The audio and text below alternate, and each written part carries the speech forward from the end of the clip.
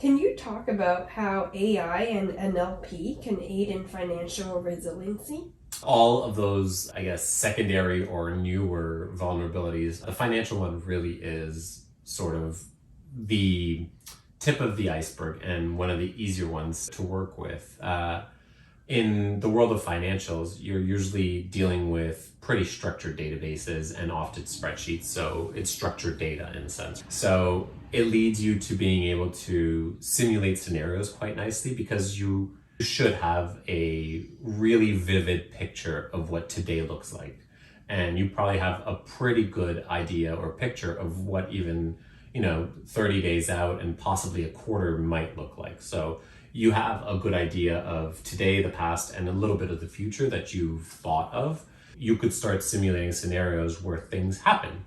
Maybe a large pandemic hits and you want to simulate how that could impact your supply chain network. You might look at the war breaking out, things that, don't happen often, but sometimes they do. And if they all happen at once, sort of leads to a much larger risk to your business than you would have anticipated otherwise.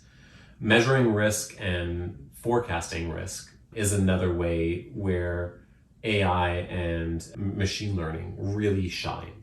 If you're able to quantify what risk is to you, especially in the world of financial, because you do have all this data and it's all very structured, it allows you to get to a place where, having seen risky things come to fruition in the past, you can model them into the future. So you basically have an idea of all of the inputs that it took in order to make that risky thing came true. You could train either a light regression model of some sort in machine learning, or you could get into a much more involved deep learning model. But you could get to a place where you could start predicting when similar events could happen in your financial world, and you could start planning for those. Again, it's akin to a simulation because you want to see how and when will this happen, and then you want to plan around it, right? You want to make sure that I have a way out of those problems if they should arise, and I've thought of these things. And those are usually questions that you talk at the board level about as well. Now, to empower all that, beyond like the spreadsheets and the databases and all of the software that you typically use, in operations, you're going to have just a lot of contracts, a lot of documents, a lot of agreements and invoices.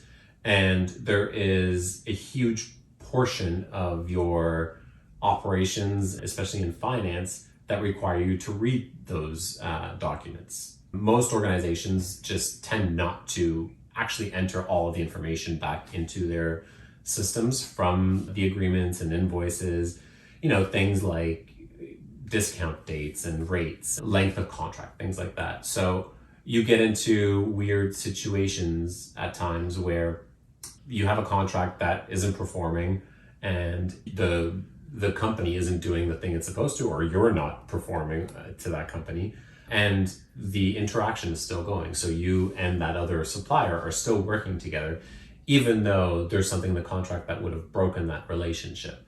So you want to know of all these things, and generally you want to know of all of the savings and optimizations that could exist in finance because of you having read all those contracts. If you digitize them and put them into a database, you can then run much more involved machine learning models to actually understand where you're exposed. Understanding where you're exposed is really the whole purpose of this, is really knowing your vulnerabilities, right? Absolutely. Getting a head start. That's right. Right. Yeah.